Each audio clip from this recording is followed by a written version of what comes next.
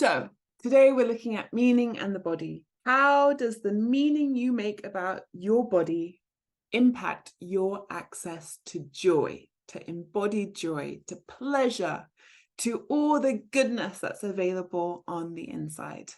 So this fantastic quote from Audre Lorde, we love her. So if I didn't define myself for myself, I would be crunched into other people's fantasies for me and eaten alive. And, you know, Audre could have just as well written people's projections for me and eaten alive. And the importance that I really hear in this quote is to be aware of what other people and what our environment, what our culture, what systems we live inside of, what they put on us and define for us about ourselves, and noticing how that impacts our experience of our identity, our body, our sense of belonging, our sense of safety, everything, and looking afresh for, well, what is true, what is truer for me? And this is kind of a complex one. So we're going to really unpack it, okay? The power of meaning. Humans are meaning-making machines. And the meaning we create about the things around us and about ourselves is largely to do with the systems and environments that we grew up in.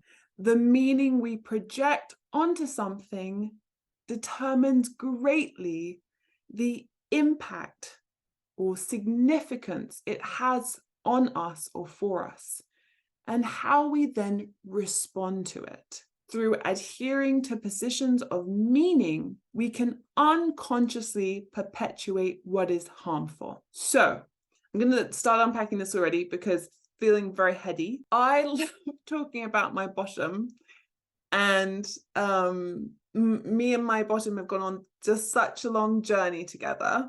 And for a long time, my context of my bottom was about modeling. And it was, if I can have a 36-inch hip measurement, then I'm going to be a successful model. And I'm going to fit how society measures beauty, and therefore I'll be successful. And if I'm successful, then I can take care of my family. And if I can take care of my family, then I've sort of fulfilled my life's purpose. That was what was true for me for a long time. And so, you know, I judged, my whole life was upset by the fact that my bottom wasn't 36 inches and it was more like 38 or 40. I think I'm around 40, 41 now. And I remember this defining moment when I was lying on the sofa with a lover, and they were on the inside of the sofa and I was on the outside, and my bottom was falling off. And I turned to them and I said, you can't let my bottom fall off. It's the best part of me. And it was this just phenomenal moment when I realized that my context and the meaning that I created around my body had changed. That happened intentionally through the work that I was doing with myself, through the way I was speaking to my body, through the research I was doing around, well, what are these other ways that I can look at my body? Let's define some terms. So when I'm talking about subjective meaning, I'm referring to the significance or interpretation that an individual, i.e. you or me, assigns to something. Judgment is forming opinions or evaluations about something based on our beliefs, knowledge, and values. Perception is how we interpret and make sense of sensory information. So information that we see, that we hear, that we feel, This involves our emotions, sensations, and cognitive processes. And then the impact, the effects or consequences that something has on us, emotionally, cognitively, and socially.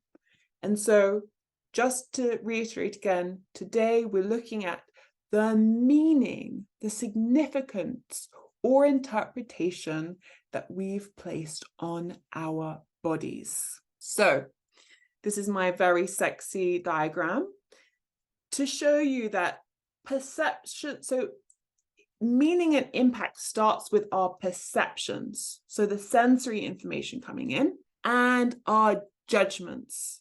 And those form or inform our meaning, the significance that we attach to something. So for instance, our experience of our bodies through the sensations we feel, through the emotions that we feel, and the judgments that we have about our bodies create the meaning that we make about them. And that meaning forms the impact that our bodies have on us. So where does the meaning you attribute to your body stem from? What associations do you have with your body? And how does this impact your access to joy through your body? This is the context through which you're experiencing your body or identifying your body or the things that you're believing about your body. How does this impact your access to joy through your body? And inviting you to feel into that by freshly and consciously encountering our perceptions and the judgments we have about our body, we can review them. We have this opportunity to review them. And if we want to, choose new and intentional reframes. So new ways of looking at, new contexts, new perspectives, new meaning. We can attribute new meaning and positive associations to our bodies that will birth a beautiful context for a more constructive and personal relationship. Okay, why would we want to do this?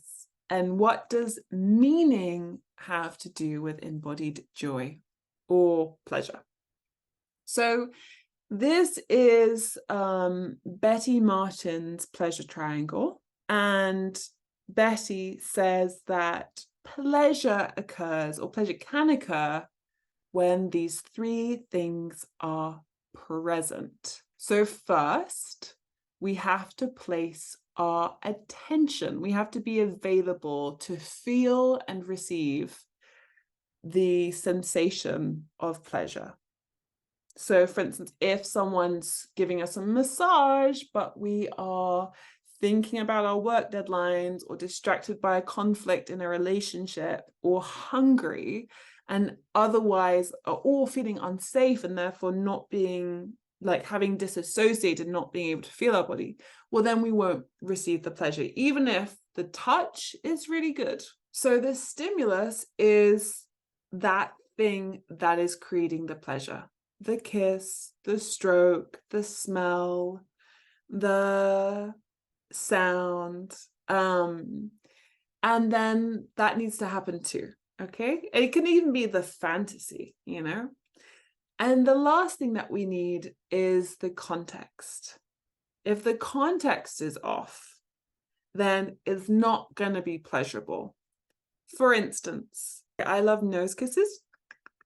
So if someone wanted to nose kiss me, but I felt my nose was really big and ugly, then the context would be off and I wouldn't be able to receive the pleasure of that experience because I'd just be focusing on, well, my nose is so big and ugly, or they're going to notice the spots, or, you know, so context also is derived that way. So the meaning that we have about our body and different parts of our body impacts our ability to receive pleasure in that moment. Okay, so what if your body wasn't the reason you were unhappy, but the answer to feeling good, ... So now we're coming on to how might we reframe meaning to provide a more positive meaning of our bodies. So where can you find new meaning, new associations, new significance, new angles and contexts? And this is a question I don't have answers here for you. What are your answers? What's there for you? When you think about the aspects of your body that you've noticed you struggle with, or you've had negative associations, what else is there? What possible positive meaning can you draw on?